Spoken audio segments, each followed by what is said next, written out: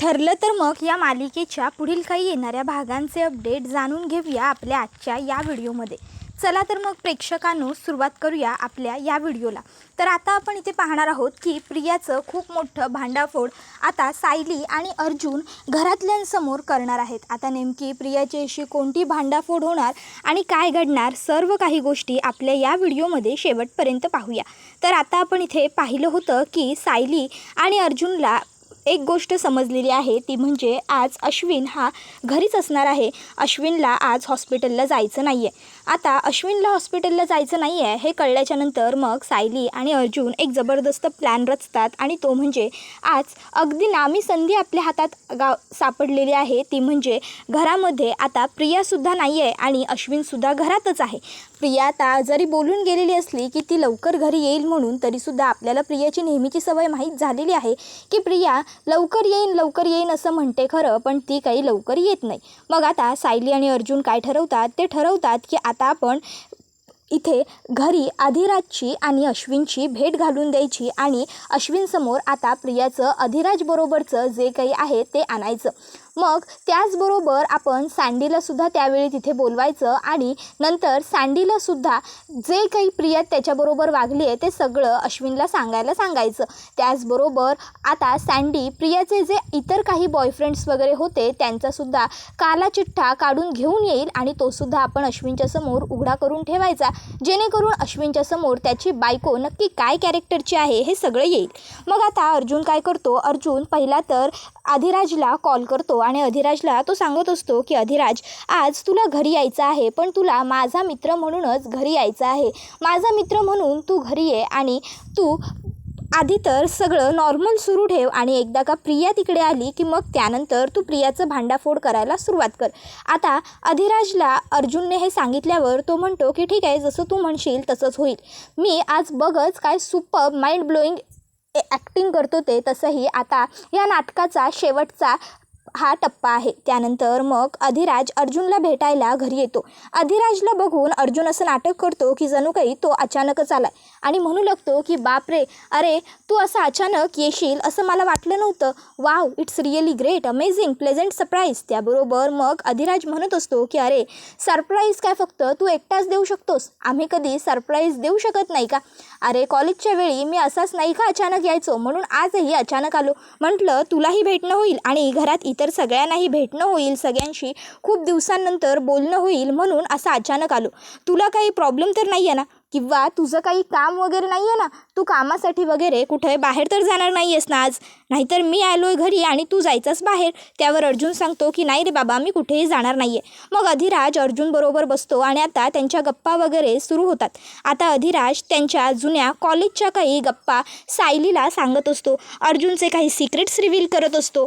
तर आता घरातले सगळेजणसुद्धा अधिराजला ओळखत असतात, त्यामुळे घरातले अधिराजबरोबर बोलायला पुढे येतात। आता कल्पना त्या ठिकाणी येते। कल्पना ही अधिराजला बघते आणि खुश होते।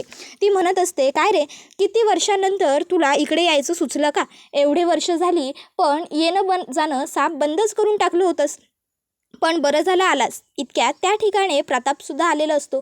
प्रतापही अधिराजला बघून खुश होतो। तोही अधिराजला म्हणतो, अरे अधिराज तू काय, मग आई बाबा काय म्हणतायत, बाकी कॉलेज वगैरे कसं सुरू आहे? त्यावर मग आता अधिराज हसतो। त्यावर प्रताप म्हणतो, अरे सॉरी रे, अजूनही मला कधी कधी तुम्ही मुलं लहानच वाटता। असो, आता कामधंदा काय म्हणतोय? त्यावर अधिराज सांगत असतो की काका सगळं एकदम फर्स्ट क्लास आहे, अमेझिंग सुरू आहे, ऑफिसही बेस्ट आहे आणि मी सुद्धा। बाय द वे तुमची फार्मा कंपनी काय म्हणते? त्यावर प्रताप म्हणतो, अरे आमचं काय, आम्हीही फर्स्ट क्लास। त्याबरोबर मग आता अधिराज हा म्हणायला लागतो की बरं, तुम्हाला सगळ्यांना खूप दिवसांनंतर भेटून मला खरंच खूप बरं वाटतंय, खूप छान वाटतंय। इतक्यात त्या ठिकाणी अश्विन येतो।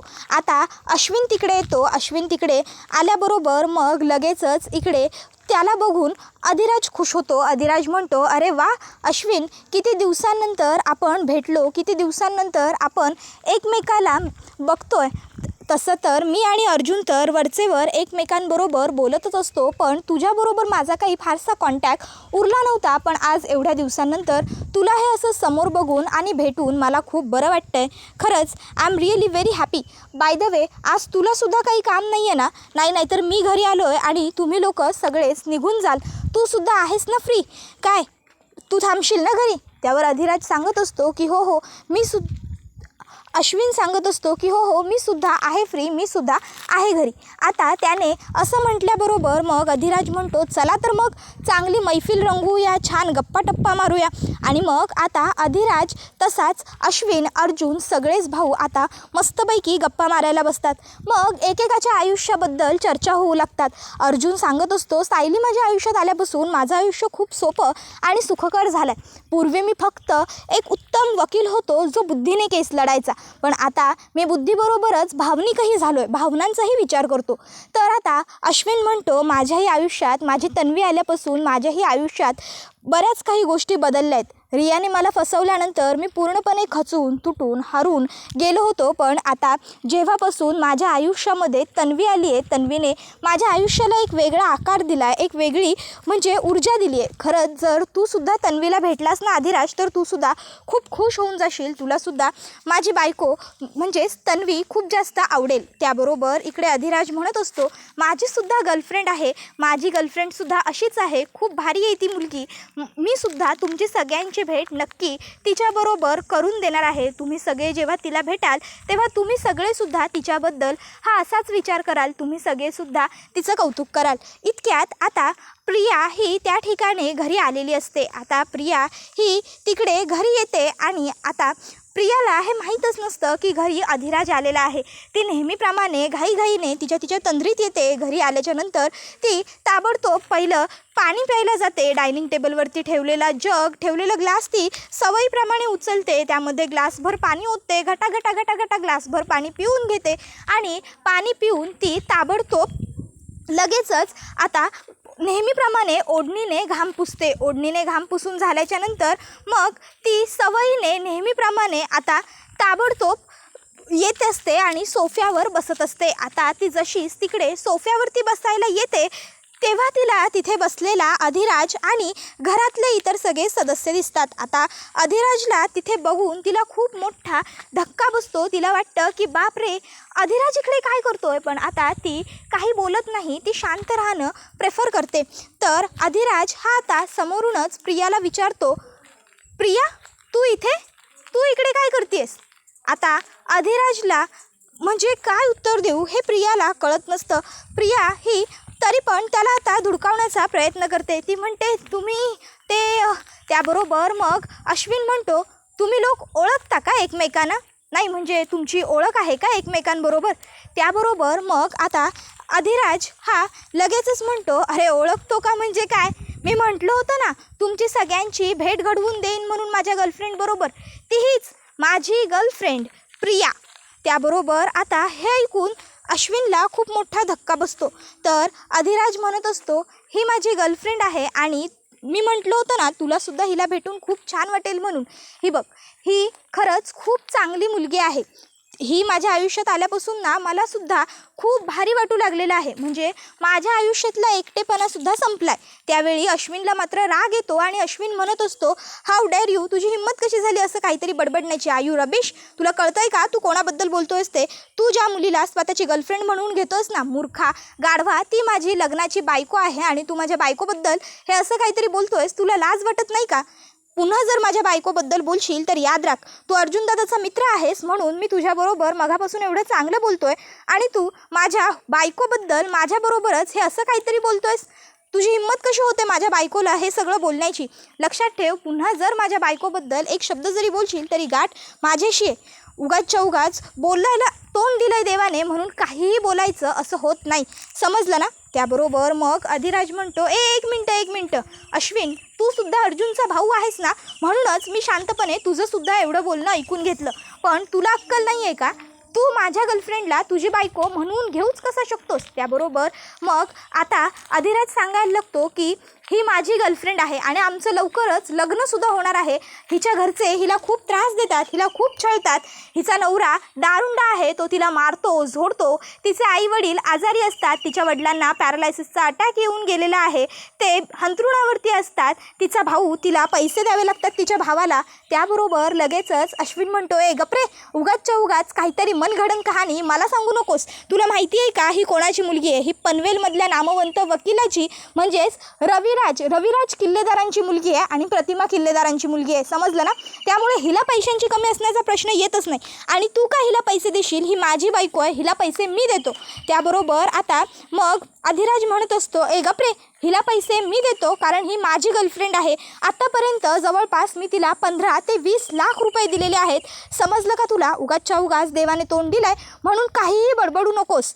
त्याबरोबर मग आता अधिराज हा म्हणत असतो, अगं तू गप्प का आहेस? बोल ना काहीतरी. प्रिया बोल. पण प्रिया आता काहीच बोलत नसते. प्रिया ही गप्पच असते. अश्विन म्हणत असतो, ए आता तू जास्त बोलू नकोस माझ्या बायकोबद्दल, नाहीतर याद राख मी तुझं काय करीन ना माझं मला सुद्धा माहीत नाही आहे. त्याबरोबर मग अधिराज म्हणत असतो, हो का, एक मिनटं. आणि मग आता तो अश्विनला म्हणतो, माझ्याकडे ना प्रूफ आहेत प्रत्येक गोष्टीसाठी. प्रूफ मी तुला दाखवतो ना, प्रूफ देतो तुला. आणि मग आता अधिराज काय करतो? अधिराज आता प्रूफ काढायला सुरुवात करतो. पहिलं तर तो अश्विनला त्याने प्रियाच्या अकाउंटमध्ये जे जे काही आजपर्यंत पैसे ट्रान्सफर केलेले असतात ते दाखवतो. त्याच्यानंतर मग तो म्हणत असतो, हे सगळे पैसे मी स्वतः तिला ट्रान्सफर केलेत.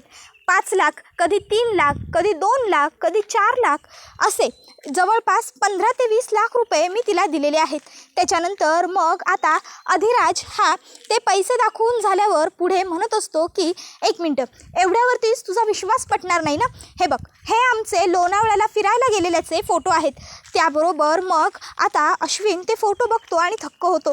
मग आता अधिराज अश्विनला तारीख सांगतो, वेळ सांगतो.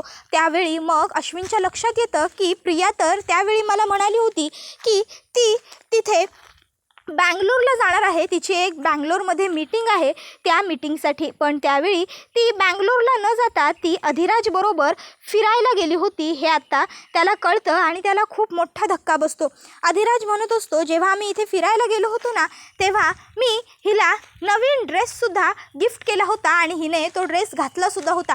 आम्ही दोघंजणं छान त्यावेळी वेळ घालवत होतो. पण अचानक माझ्या अंगावरती थोडीशी कॉफी सांडली. मी ते साफ करायला गेलो, तोपर्यंत हिचा तो नालायक नवरा तो त्या ठिकाणी आला आणि त्या नालायकाने, त्या हरामखोराने तिथे येऊन हिला त्रास दिला, हिला मारलं. त्यावेळी हे ऐकून अश्विनला खूप मोठा धक्का बसतो आणि अश्विन हा प्रियाचा जाऊन हात पकडतो घट्ट आणि तिला म्हणत असतो, काय आहे हे सगळं तन्वी? का? कोण आहे हा? काय बोलतोय हा हे सगळं? मी मारलंय तुला? मी फसवलंय तुला? बोल. त्याबरोबर मग आता प्रिया ही मनात म्हणत असते, फसले मी, आता पूर्णपणे फसले, आता काही मी यातनं बाहेर पडूच शकत नाही. पण तरीही ती थोडासा ड्रामा क्रिएट करण्याचा प्रयत्न करत असते. ती म्हणत असते की नाही अरे अश्विन, नाही, हा खोटं बोलतोय. अरे हा मुलगा फ्रॉड आहे. हा कोण आहे, काय आहे, मला काहीही माहीत नाही आहे. मी का करेन हे सगळं आणि मी का सांगेन कोणाला तरी असं? माझा नवरा माझ्यावरती किती जीवा पलीकडे प्रेम करतो ना हे मला माहिती आहे. मग तरीही मी असं कसं बोलू शकते? अश्विन, माझा तुझ्यावर विश्वास आहे आणि मला माहिती आहे तुझाही माझ्यावर विश्वास आहे. विश्वासापेक्षा जास्त तुझं माझ्यावर प्रेम आहे, हो ना? आहे ना अश्विन? आताही खरं तर प्रिया अश्विनला गुंडाळण्याचा प्रयत्न करत असते. पण ह्यावेळी आता अश्विन काही गुंडाळला जाणारच नसतो. तर आता प्रिया जी आहे ती इकडे म्हणत असते की अश्विन अरे काहीतरी बोल ना अश्विन. पण अश्विन काहीच बोलत नसतो. तर प्रिया ही आता विचार करते की चला आता सगळी वाट लागलेली आहे माझी, आता मी काही या सगळ्यातनं सुटू शकणार नाही आहे. तर अश्विन म्हणत असतो, नीच आहेस तू एक नंबरची. मला ना लाज वाटते की मी तुझ्याबरोबर लग्न केलं. कुठे मी डोक्यावर पडलो होतो, काय झालं होतं माझ्या बुद्धीला, मी कुठे गहाण टाकली होती बुद्धी आणि मी हे सगळं करून बसलो. त्याबरोबर इकडे अधिराज पुढे आणखीन सांगत असतो, इतकंच नाही तर माझ्याकडे आमचे व्हिडिओ वगैरे सुद्धा आहेत. लोणावळ्यामध्ये फिरलेलं बरंच काही माझ्याकडे आहे. मग तो लोणावळ्यामध्ये त्या लोकांनी जे काही केलेलं असतं ते सगळे व्हिडिओ, फोटो, त्याने तिला दिलेले पैसे वगैरे सगळं काही आता दाखवतो आणि त्यांना प्रूफ करून देतो की ही माझी गर्लफ्रेंड आहे. आता अधिराज म्हणत असतो की तू इतकी नीच आणि नालायक मुलगी असशील प्रिया, हे खरंच मला वाटलं नव्हतं. अगं माझ्या मित्राची बायको असतानाही, मित्राच्या भावाची, मित्राचा भाव कसला, अश्विनही माझा चांगला मित्र आहेच. त्याची तू बायको असतानाही तू मला सांगितलंस की तो तुला मारतो छळतो. अगं अश्विन किती चांगला मुलगा आहे हे मला अगदी व्यवस्थित माहिती आहे, पण तरीसुद्धा तुझी हिंमत झाली कशी अश्विनच्याबद्दल हे एवढं खोटं नाटं बोलायची? लाज नाही वाटली तुला अश्विनबद्दल हे सगळं सांगताना, अश्विनबद्दल एवढं वाईट वाईट बोलताना? निर्लज्ज आहेस तू, एक नंबरची निर्लज्ज. आणि मग आता इकडे एवढं सगळं घडल्याच्या नंतर प्रिया मात्र खरोखर निर्लज्ज असल्यासारखी मान खाली घालते आणि गप्प उभी राहते. तो म्हणत असतो, म्हणजे तू मला फसवलंस, तू मला लुबाडलंस, मला लुटलंस, माझ्याकडनं कितीतरी पैसे तू घेतलेले आहेस, बरोबर ना? तर आता इकडे हरून पूर्णपणे म्हणजे काय करू काय नको हे सुचत नसलेल्या अवस्थेत जेव्हा तिकडे आता अश्विन बसलेला असतो तेव्हा अर्जुन त्याच्याकडे येतो आणि आता अर्जुन हा त्याला सावरत असतो. तो अश्विनला म्हणतो, अश्विन धीर धर, शांत हो, अरे प्लीज प्लीज शांत हो, अश्विन सावर स्वतःला. आणि मग आता अर्जुन प्रिया जेव्हा आणखीन खोटं बोलण्याचा प्रयत्न करत असते ती म्हणत असते, अश्विन तू हे बघ शांत हो, मी असं काहीही केलेलं नाही आहे. त्यावेळी मग मात्र आता अर्जुनचा तोल आणि आता तिला म्हणतो, बास झालं प्रिया, आणखी एक शब्द जरी खोटा बोलशील ना तरी मी विसरून जाईन की तू एक मुलगी आहेस आणि मी हेही विसरेन की मी वकील आहे. आज पहिल्यांदा मला आयुष्यात कायदा हातात घ्यायला लावू नकोस. तुझी लायकी काय आहे ना हे आम्हाला आधीच माहीत होतं, पण ती अश्विनच्या समोर यावी ना त्यासाठी आम्ही थांबलो होतो, समजलं ना? अश्विन अरे शांत हो तू उगाचच्या उगाच स्वतःला दोष देऊन घेऊ नको. मुळात ह्या मुलीची लायकीच नाही आहे की हिच्यासाठी तू तुझ्या डोळ्यातलं पाणी वाया घालवावं. त्यामुळे प्लीज शांत हो, उगाचच्या उगाच रडू नकोस, शांत बस. त्यावेळी मग आता अश्विन हा शांत होतो, रडणं थांबवतो. त्यानंतर मग आता इकडे लगेच सायली ही सुद्धा म्हणू लागते की अश्विन भाऊजी प्लीज रिलॅक्स व्हा, प्लीज शांत व्हा. त्याबरोबर दुसऱ्या बाजूला आता तोपर्यंत इकडे सँडी, त्याचबरोबर काव्या आणि त्यांच्याबरोबर आता ईश्वरी हे तिघंजणंसुद्धा आता पुरावे घेऊन आलेले असतात.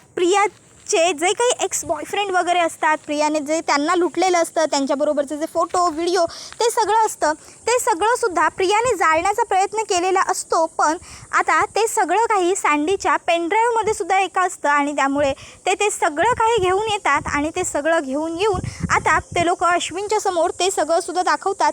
आणि त्यावेळी सँडी अश्विनला सगळं सांगतो. तो म्हणत असतो, तुला ही मुलगी जितकी चांगली वाटते मित्रा तितकीही चांगली नाही आहे, मी तुला ओळखत नाही, त्यामुळे तुला काही बोलण्याचा खरं तर मला अधिकार नाही आहे, पण तरीही या मुलीला मात्र मी पूर्वीपासून अगदी चांगलं व्यवस्थित ओळखतो, म्हणून तुला सांगतो या मुलीवरती विश्वास ठेवून तू आयुष्यातली सगळ्यात मोठी चुकी केलेली आहेस, कारण ही चुकी मी सुद्धा केली होती.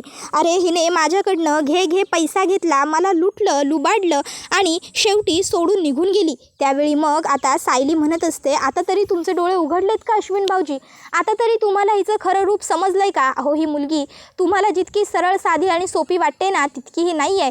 ही एक नंबरची नीच, नालायक, हरामी, हरामखोर, दळभद्री मुलगी आहे. अहो ही मुलगी ना वाळवीसारखी आहे, वाळवीसारखी घराला वाळवी लागलेली आहे आपल्या ह्या मुलीच्या रूपाने, समजतंय का तुम्हाला?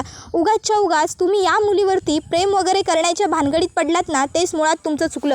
आम्ही तुम्हाला समजून सांगत होतो की हिच्या नादी नका लागू, हिच्याशी लग्न नका करू, पण तुम्ही आमचं नाही ऐकलं, तुम्ही हिच्याशी लग्न केलं. पण आता तुम्हाला पश्चाताप होतोय ना, येते ना तुमच्या लक्षात तुमची चूक.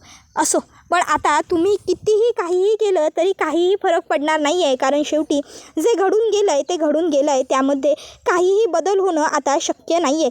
पण असो, आता तरी वेळ आहे तोवर सुधरा अश्विन भाऊजी, कमीत कमी आता तरी ह्या मुलीवर प्रेम वगैरे करू नका. आता कल्पना तर येते आणि प्रियाचे खान खणावून मुस्काडात लगावून देते आणि ती म्हणत असते, शी तुला ना लाज वाटते आम्हाला सून म्हणायची. रविराज आणि प्रतिमाला जेव्हा हे सगळं समजेल ना तेव्हा तर तुला मुलगी म्हणायचीही त्यांना लाज वाटेल. निर्लज्ज आहेस तू, हलकट आहेस तू, बेशरम आहेस तू. बरंच काही आता ती तिला सुनावते. त्याचबरोबर घरातले सगळेच जण एक एक करून तिला खूप काही सुनावतात, खूप काही बोलतात आणि त्यानंतर मग घरातले प्रियाबरोबर अगदी वाईट वागायला सुरुवात करतात. म्हणजे ती घरात असूनही ती घरात नाहीच आहे असं गृहीत धरतात. कोणी तिच्याशी बोलत नाही, कोणी तिच्याकडे बघत नाही, कोणी तिला काही विचारत नाही, कोणी तिला काही सांगत नाही.